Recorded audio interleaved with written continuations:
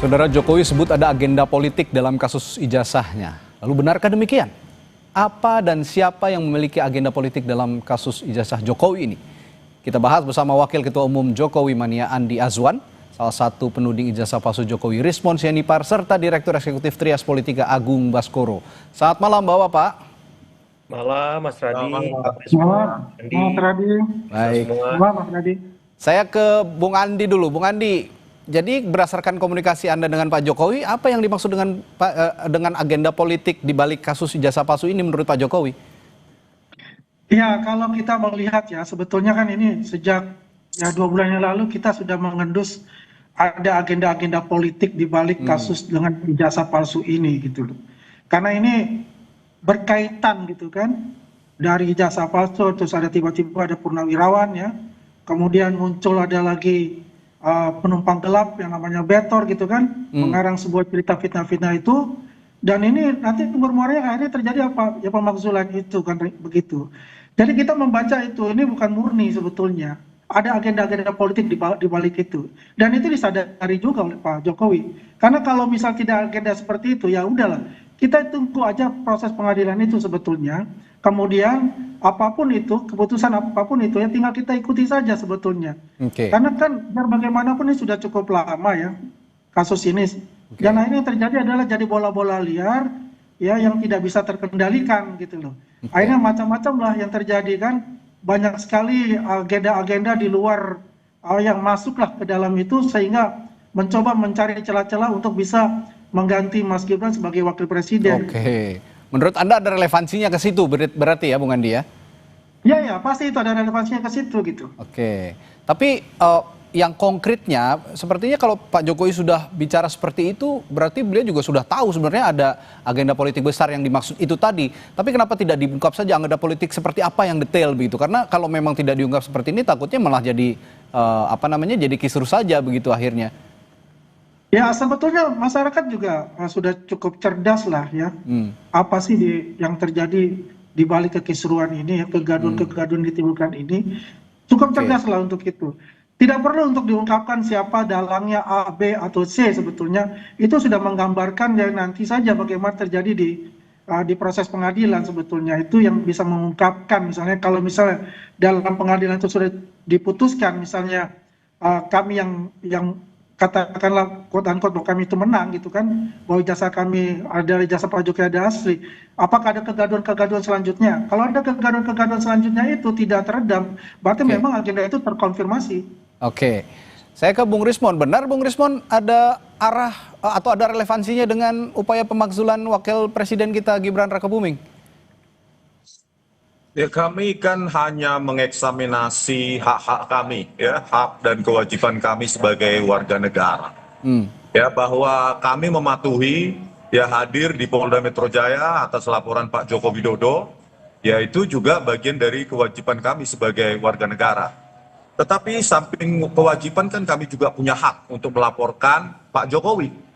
Dan apa yang kami laporkan juga merupakan kontradiksi atau kontroversi yang dibuat sendiri oleh Pak Jokowi begitu loh. Ya, pada tahun 2017 berdialog dengan Pak Kasmujo dan di situ publik menyimpulkan bahwa Pak Kasmujo adalah dosen pembimbing skripsi dari Pak Kasmujo. Ternyata setelah saya datang ke perpustakaan Fakultas Kehutanan UGM bahwa nama Pak Kasmujo tidak ada di skripsi yang diduga atas nama Joko Widodo tersebut. Dan dikoreksi kemudian oleh Pak Jokowi bahwa Pak Kasmujo adalah dosen pembimbing akademiknya. Dan ketika saya temui, jawaban Pak Kasmujo membantah keduanya, bukan sebagai dosen pembimbing skripsi maupun dosen pembimbing akademik. Dan itu terkonfirmasi, jawaban tersebut juga diberikan Pak Kasmujo kepada seorang jurnalis Kompas TV, ya bernama Bung Dipo. Jadi ini kan konsisten, oleh karena itu ini harus kita sudahi. Dan kami ingin mengeksaminasi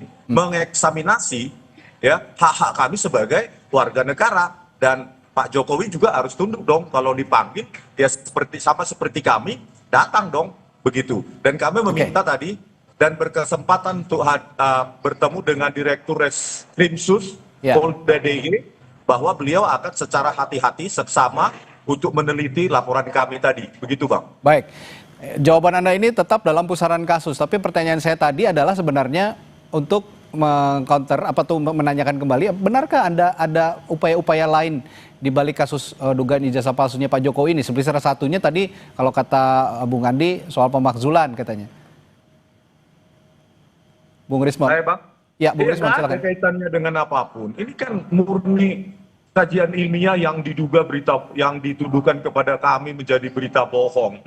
Padahal ini kan cuma ilmu dasar dalam image dan video processing. Ini kan ilmu dasar bahwa mahasiswa semester 5, semester 6 pun sanggup menganalisa ini, ya, bahwa dengan font identification itu font Times New Roman di lembar pengesahan skripsi, dan dari bundle yang didapatkan Bu Tifa pun sekarang terkonfirmasi bahwa teknologi pada lembar pengesahan skripsi tahun 1985 itu mesin ketik dan itu diberikan langsung oleh si pemilik, ya, dokumen asli tersebut baik transkrip nilai, ijazah maupun skripsi itu terkonfirmasi dengan analisa kami, begitu Bang. Baik. Jadi tidak ada motif politik apapun. Kami bertiga murni adalah pendapat akademik, ya, analisa akademik, dan siap untuk dibantah. Oke, Itulah baik. indahnya demokrasi dalam akademik. Begitu, Bang. Mas Agung, kalau gitu saya juga tanya ke Anda, analisis Anda sendiri betul ada relevansinya dengan agenda-agenda politik besar seperti yang tadi dikatakan Pak Jokowi soal kasus ijazah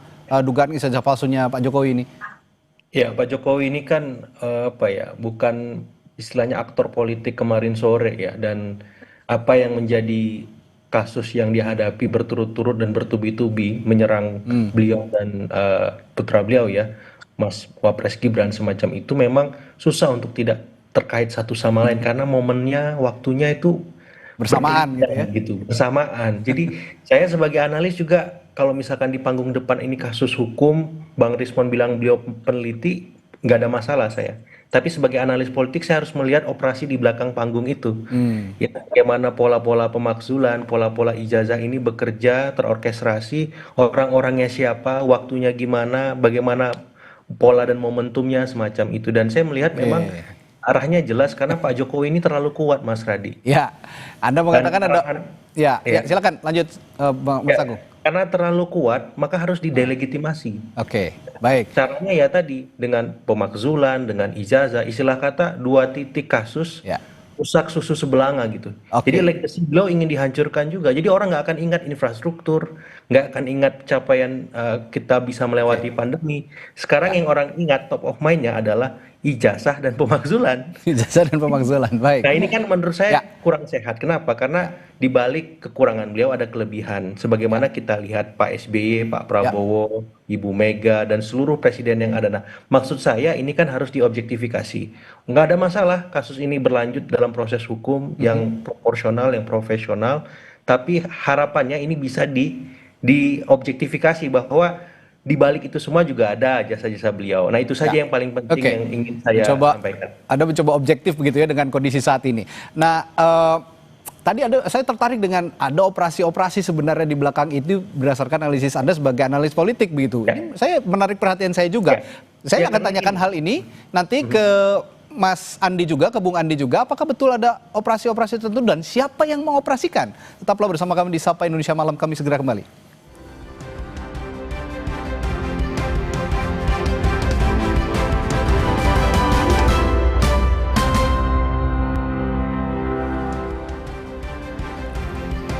Masih bersama Sapa Indonesia Malam, ada Wakil Ketua Umum Jokowi Mania Andi Azwan, lalu penuding ijazah palsu Jokowi Rismon Sianipar, dan Direktur Eksekutif Trias Politika Agung Baskoro. Saya tadi menindaklanjuti pernyataan Mas Agung yang bilang bahwa berdasarkan analisisnya sepertinya memang tidak bisa dipisahkan ada antara operasi-operasi tertentu, terutama operasi politik yang seperti disinggung Pak Jokowi. Nah kalau gitu saya tanyakan ke Bung Andi juga. Bung Andi, Anda tahu operasi-operasi soal yang Anda katakan tadi memang ada motif politik begitu? Anda tahu ada operasi-operasi tertentu dan siapa yang mengoperasikannya kira-kira Bung Andi? Ya, Bung Radit ya, saya setuju apa yang dikatakan Mas Agung itu. Ibaratnya gini, ada orang buang gas ya, baunya kecium semua tapi orangnya nggak ada gitu, susah ditebak. Seperti itulah analoginya gitu. Yang jelas memang ada hal-hal seperti itu ya. Kenapa? Karena rangkaiannya ini itu berkesinambungan gitu loh. Jadi backdoor-nya ini memang luar biasa untuk itu ya, untuk memanfaatkan situasi-situasi yang ada gitu. Karena itu juga dikatakan juga kan beberapa para apa namanya pengamat politik yang mengatakan yang dengan argumen-argumen mereka gitu kan, ya sebagai contoh misalnya bahwa Mas Gibran itu hanya pelongo-pelongo ya, tidak bisa melakukan kegiatan-kegiatan, dan juga mendesak DPR untuk menjawab surat dari para purnawirawan.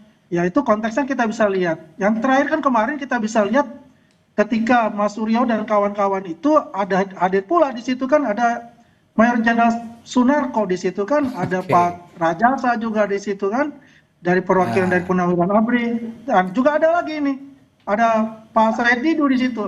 Saya juga bingung apa konteksnya dia bergabung di situ gitu. Ya kan? Karena nggak ada korelasinya. Nah ini membuat suatu tanda tanya besar kepada kita semua, dan juga bisa menjadikan suatu apa namanya ya jadi bola-bola liar gitu. Jadi menganalisa yang jadi bola-bola liar akhirnya yang terjadi, dan itu buat kita itu sudah ada satu gambaran di dalam itu. Yang itu kembali lagi, kita ini bukan orang yang selalu akan menuduh tanpa ada bukti dan maupun data. Begitu Mas Raditya. Jadi saya juga ingin minta tanggapan juga kalau gitu dari Bung Rismon. Bung Rismon tadi mengatakan tidak ada motif apa-apa, ini murni soal untuk mengungkapkan soal kebenaran asli atau tidaknya ijazahnya Pak Jokowi. Tapi menurut Bung Andi kemarin ada beberapa rekan Anda juga Bung Rismon, ada Mas Roy Suryo di sana, ada Pak Said Didu kehadiran dengan Purnawirawan TNI yang sebelumnya mengusulkan pemakzulan Gibran. Bagaimana tanggapan Anda soal ini? Bung Rismon? Ya, Bang. Ya. Iya, aduh, ini narasinya terlalu liar sekali, apalagi untuk saya ya. Ini narasinya Bung Andi ini terlalu liar tanpa ada pembuktian latar belakang saya, bagaimana. Saya menulis buku ratusan Pak Andi ya di Amazon. Jadi saya murni ini, dan saya juga akan mempertimbangkan untuk melaporkan Pak Jokowi atas dugaan skripsi palsu. Karena memang tidak mendapatkan jawaban yang puas atas keterangan metode forensik yang dilakukan oleh Bareskrim terkait penggunaan cuma indera perasa, diraba, terus disimpulkan bahwa itu produk dari letterpress. Kami ingin ya itu diuji ulang, khususnya skripsi itu. Narasi-narasi liar itu yang disebutkan Bung Andi ya, itu tidak menghentikan langkah saya supaya sejarah Indonesia ini diluruskan dan ke depan tidak ada lagi capres yang memiliki latar belakang khususnya pendidikan yang abu-abu. Ya, ini untuk generasi masa depan. Bung Rismon, artinya kehadiran Mas Roy Suryo kemarin, lalu kehadirannya Pak Said Didu itu tidak ada kaitannya dengan Anda, begitu? Anda ingin mengatakan seperti itu ya, Bung Rismon? Kan mencetuskan ini kan murni sejak awal kan saya tidak ada kaitan dengan siapapun. Jadi ya murni saya analisa sesuai dengan kompetensi saya, dan itu siap diperdebatkan, dikatakan saya salah, dan kita siap seminar, itu nggak ada kaitannya dengan aktivitas-aktivitas politik. Apapun itu tidak ada. Ini murni ya saya datang ke Jogja, ya biaya sendiri. Kemana pun saya biaya sendiri, Bung Andi. Jadi ya itu terlalu liar lah khususnya untuk saya. Ya. Boleh saya jawab ya? Sebentar, Bung Andi, saya ke Mas Agung dulu, nanti saya kasih kesempatan ke Bung Andi. Mas Agung, kalau melihat pernyataan Pak Jokowi yang kemarin itu, bahwa ada motif politik, ada agenda politik besar begitu ya Mas Agung. Sebenarnya Pak Jokowi ini menargetkan siapa? Saya yakin juga ini sebenarnya Pak Jokowi pengen mengarahkan kepada aktor-aktor politik misalnya, yang dianggap oleh dirinya ini membuat agenda besar yang ingin mendiskreditkan pribadinya Pak Jokowi. Kira-kira siapa yang disasar sebenarnya oleh Pak Jokowi? Iya, saya bacain data indikator politik Indonesia, Mas, ya, surveinya yang dilakukan 17 sampai 20 Mei 2025. Di situ memang cross tabulasi mengungkapkan ketika dibahas soal isu ijazah ini, memang yang percaya ya paling besar itu kelompok capres Anies Baswedan dan Caimin ya, itu nomor 1. Itu jumlahnya lumayan besar, 40,2%. Kemudian yang tertinggi kedua Ganjar Pranowo dan Pak Mahfud ya, 20,4%. Yang ketiga baru Pak Prabowo, Mas Gibran 15,2%. Jadi dari 3 capres ini yang kemarin maju, ternyata yang terpapar dan percaya dengan isu ya dugaan ijazah palsu Pak Jokowi ini ada di kelompok Anies dan Ganjar semacam itu. Rentangnya cukup jauh dengan rentang dari kelompok pendukung Pak Prabowo. Ada nggak kelompok Pak Prabowo yang percaya? Ada, tapi sangat rendah Oke. di kelompok pendukung Anies dan kelompok pendukung Ganjar. Itu yang saya maksud ketika memang ada residu-residu 2 periode kepemimpinan Pak Jokowi yang melukai sebagian kalangan, kemudian ada ekses dari Pilpres 2024 dan itu terafirmasi oleh temuan indikator politik lewat telesurveinya. Jadi datanya itu secara kuantitatif. Ya, Dijawab dengan data oleh Mas Agung nih ya. ya, karena Oke. jangan sampai ini jadi debat kusir yang Debat nggak ada kusir, bukti. oke. Jadi Ya, sepakat. basis saya bicara ketika ada ekses dan residu itu basisnya adalah telesurvei indikator secara nasional dengan margin of error 2,8%. Jadi Oke. kolega saya Mas Burhan melakukan itu. Nah, secara kualitatif ya kalau ditanya ini tidak berkelindan, kemudian berdiri masing-masing secara tunggal, saya susah untuk tidak mengatakan ini tidak sesederhana itu. Karena apa? Karena di balik politik kita yang dinamis ini kan ada aktor-aktor, ada kingmaker, ada dewa-dewanya Mas Radi. Iya. Yang harus dalam tanda petik diseimbangkan oleh Presiden Prabowo. Ada dewa di Cikeas, ada dewa di Teguh Umar, ada dewa di Hambalang, ada dewa di Ciganjur, Cendana, dan seterusnya. Nah, saya kira dewa-dewa inilah yang saya kira sedang bermain dalam tanda petik untuk melihat situasi yang ada sekarang. Nah, dewa di Solo ini harus berupaya menyeimbangkan itu. Ya saya kira ini permainannya yang sedang dilakukan oleh ya Bang Rismon, Bang Roy Suryo, dan Mbak Tifa. Ini ya bermain saja, tapi ekses dari permainan ini itu sedang dipantau oleh dewa-dewa di tempat-tempat tadi. Oke. Jadi Bang Baik. Rismon memang peneliti murni, Bang Rismon profesional di situ, tapi ekses dari yang dilakukan Bang Rismon itu dinikmati oleh para dewa-dewa tadi di luar seperti itu. Baik, Bung Andi singkat, Anda ada tanggapan soal jawaban dari Bung Rismon tadi? Silakan. Ya, menurut saya begini, Bung Rismon ini baper banget gitu loh. Saya katakan itu yang duduk pada saat itu, mungkin Bung Rismon kan nggak ada di sana. Saya sepakat lah apa yang dikatakan Mas Agung itu, bahwasanya yang Bung Rismon ya sebagai ilmuwan aja gitu, tidak ada campur masalah politik. Tapi yang kemarin duduk bareng itu dan press conference itu memang itu adalah orang politik. Saya katakan quote unquote di situ. Karena yang dibahas itu macam-macam kan, berlebar semuanya gitu. Ya sampai juga masalah juga pemakzulan juga seperti itu. Oke. Ya kan? Jadi intinya sebetulnya adalah saya sepakat dengan Mas Agung itu bahwasanya itu apa yang ini terkonfirmasi lah. Saya kan sudah mengatakan ya itu 3 bulan yang lalu bahwa ada 4 kelompok kekuatan di sini yang ingin mendiskreditkan Pak Jokowi dan keluarganya. Ya satu saya bilang HTI dan FPI. Ya kedua yaitu para menteri yang dipecat pada zaman Jokowi. Ketiga oligarki hitam. Nah yang keempat ini yang tadi digambarkan oleh Mas Agung, yaitu anak abah dan anak banteng itu kan, yang istilahnya yang mereka tidak move on. Nah inilah terkonfirmasi semua. Jadi melihat celah-celah itu akhirnya apa, ingin ya membuat kegaduhan untuk negeri ini sehingga terjadi sesuatu yang mungkin saja mengadu domba antara kita semua gitu. Baik, Bung Andi. Yang penting begini Mas Radit, bahwasanya apa yang dilakukan oleh Pak Prabowo dan juga Mas Gibran ini adalah satu paket untuk membangun negeri ini dipilih oleh rakyat Indonesia 58%. Ya, itulah intinya. Bung Rismon, saya beri kesempatan Anda terakhir untuk benar-benar meyakinkan publik bahwa Anda ini terpisah antara kasus hukum dan kasus politik. Apa yang bisa Anda yakinkan pada publik? Singkat saja, Bung Rismon. Ya, Bang. Statement saya bahwa kekayaan perdebatan atau diskursus publik ini khususnya para ilmuwan atau akademisi itu harus kita glorifikasi untuk mengedukasi publik, bukan lewat narasi-narasi liar yang menurut saya justru menggeser esensi dari perdebatan atau diskursus untuk menguji keotentikan keaslian dari ijazah Pak Jokowi. Saya pikir ini mengedukasi publik bahwa ya Bang, jadi jauh sekali lah kalau itu saya diproyeksikan kepada saya. Begitu. Baik, Bang. Bung Rismon. Dan saya yakin juga, saya punya keyakinan Pak Jokowi tetap akan merespons ini, dan saya dengar nanti akan ada pidato-pidato politik berikutnya, terutama nanti di Kongres PSI ya kalau saya tidak salah, Pak Jokowi akan menyampaikan pidato politik.